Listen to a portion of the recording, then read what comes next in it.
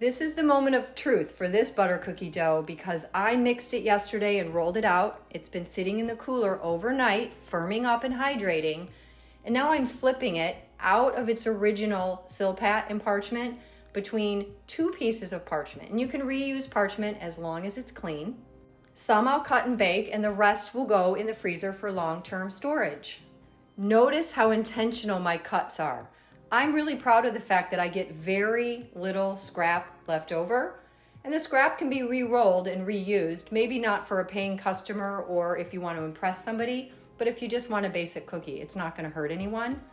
But you have to stand above your cookie cutter and look down and make sure that there are no gaps and that you can fit that into the tiniest little crevices and nooks and crannies. So if you watch how I'm doing it, and I move around the dough so that I can really utilize every last scrap, you'll be better at cutting cookies yourself. I also stick to one shape and size, that's for baking, not necessarily for cutting, but on a baking tray, for sure. The cookie dough needs to be very firm or you're not going to get it out of any cookie cutter because it's 5 millimeters thick.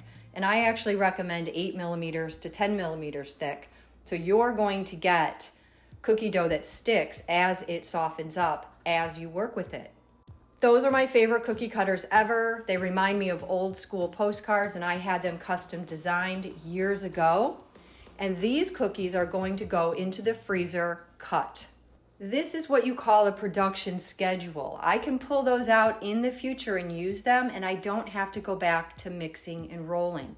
You can see the time benefit of planning ahead and separating out all the different jobs that occur when you end up with a packaged, beautiful, decorated cookie.